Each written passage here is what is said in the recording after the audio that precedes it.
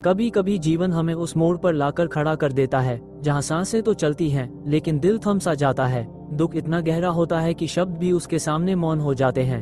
आज हम आपको लेकर चलेंगे एक ऐसी माँ की यात्रा पर जिसने अपने जिगर के टुकड़े को खो दिया, लेकिन उस दुख में डूबकर भी वो मोती खोज लाई, ज्ञान का, शांति का और करुणा का। ये सिर्फ एक माँ की कहानी नहीं है, ये हर उस इंसान की कहानी है जिसने जीवन में किसी अपने को खोया है। ये कहानी है साध्वी की और गौतम बुद्ध की, जहाँ मृत्यु के सन्नाटे में जीवन की सबसे प्यारी आवाज सुनाई देती है, जो है सत्य की आवाज। तो आइए डूबिए इस सच्ची और आत्मा को छू लेने वाली कथा में, सत्य की माटी, जहाँ आंसू भी तपस्या बन जाते हैं और दुख आत्मज्ञान की पहली सीढ़ी।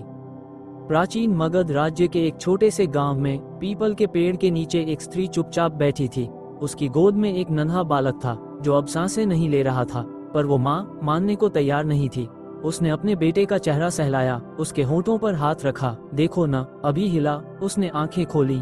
लोग सिर झुका लेते, कोई उसे समझाता, कोई चुपचाप चला जाता। माँ की ममता और पीड़ा दोनों का कोई अंत नहीं होता, पर मौत वो किसी इंतजार की मोहताज नहीं होती। स्त्री उस मृत बालक को गोद में लिए गांव के हर घर की चौखट पर गई। मेरा बच्चा मरा नहीं है, बस बेहोश है। कोई वैद्य, कोई औषधि, कोई उपाय बता दो। कुछ दरवाजे बंद हो गए, कुछ से सहानुभूति मिली, पर उपाय किसी के पास न था। गांव के एक वृद्ध ने कहा, जाओ बुद्ध के पास जाओ, कहते हैं वो आत्मा का रोग भी हर लेते हैं। अगर कोई बचा सकता है तो वही है।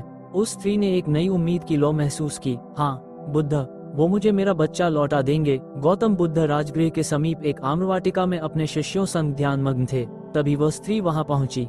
उसके आंचल में अब भी वही शव था। वो उनके चरणों में गिरी। भगवान, मेरे पुत्र को जीवन दो, आप कृपा करो, आप तो सब कुछ कर सकते हैं। बुद्ध ने उसकी आंखों में देखा, वो आंखें जो हजारों आंसुओं के बाद अब बस सुनी थी। वो बोले, मैं तुझे तेरे पुत्र को जीवन दे सकता हूँ, पर पहले मुझे एक चीज चाहिए। जो कहो भगवान। जाओ, किसी ऐसे घर से राई का एक दाना लेकर आओ जहाँ कभी कोई मरा ना हो। उस स्त्री को लगा ये तो आसान है, राई हर घर में होती है और शायद कोई ऐसा घर मिल ही जाए जहाँ कभी मौत न आई हो। वो चल पड़ी। पहला घर, क्या यहाँ कभी कोई मरा है? हाँ, मेरे दादा। दूसरा घर, मेरी बहन। तीसरा, चौथा, पांचवा, 100वां, हर एक जवाब एक सा था, हाँ, कोई न कोई मरा है। हर दरवाजे पर स्त्री का चेहरा थोड़ा और बुझता गया। उसकी पीड़ा अब अकेली नहीं थी, वो हर घर में बट रही थी। शाम ढलने लगी और वह स्त्री थक चुकी थी। उसके कंधे अब बेटे के शव को उतने आत्मविश्वास से नहीं संभाल पा रहे थे। उसने एक चबूतरे पर बैठकर आकाश की ओर देखा। उसका बच्चा अब भी चुप था, पर अब वो शांति दे रहा था। उसने महसूस किया, मेरे साथ जो हुआ वो दुनिया के हर इंसान के साथ होता है। मृत्यु जीवन की ही तरह अपरिहार्य है। वो बुद्ध के पास लौटी। बच्चे का शरीर अब भूमि पर रखा था। आंखों में आंसू नहीं थे, बस मौन था, गहरा शांत मौन। बुद्ध बोले, क्या राई का दाना मिला? स्त्री ने सिर झुका लिया। हर घर में कोई न कोई मरा है भगवान। अब समझ में आया कि ये दुख मेरा अकेला नहीं है। बुद्ध मुस्कुराए, जब तू समझ गई कि दुख सबका है, तभी तेरा दुख हल्का हुआ।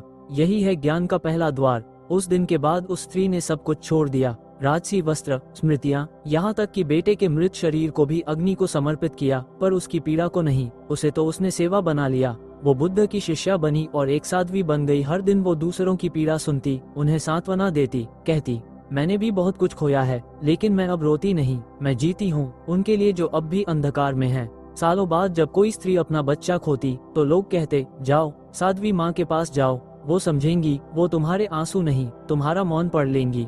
साध्वी अब वो माँ नहीं थी जो अपने बेटे के शव से चिपकी रो रही थी। वो अब वो आत्मा थी जो दूसरों के आंसुओं में अपने बेटे की झलक देखती थी और हर दुखियारे को वो करुणा का आंचल दे देती थी। गौतम बुद्ध के चरणों में बैठकर उसने जो जाना वो सिर्फ एक दर्शन नहीं था, वो जीवन का नया रूप था कि दुख से भागा नहीं जाता, उसे समझकर अपनाया जाता है, तभी वो हमारे भीतर परिवर्तन ला सकता है। आज भी जब हवा मंदिर की घंटियों को छूती है, जब कोई माँ अपने आंचल में दर्द छुपाए बैठती है, तो कहीं न कहीं साध्वी की वो मौन प्रार्थना उसे सहारा देती है। सत्य की माटी में बोया गया वो बीज आज भी करोड़ों मनों में करुणा, शांति और बोध का वृक्ष बनकर खिला है। और यही थी एक माँ की कहानी जो बेटे को खोकर खुद को पा गई।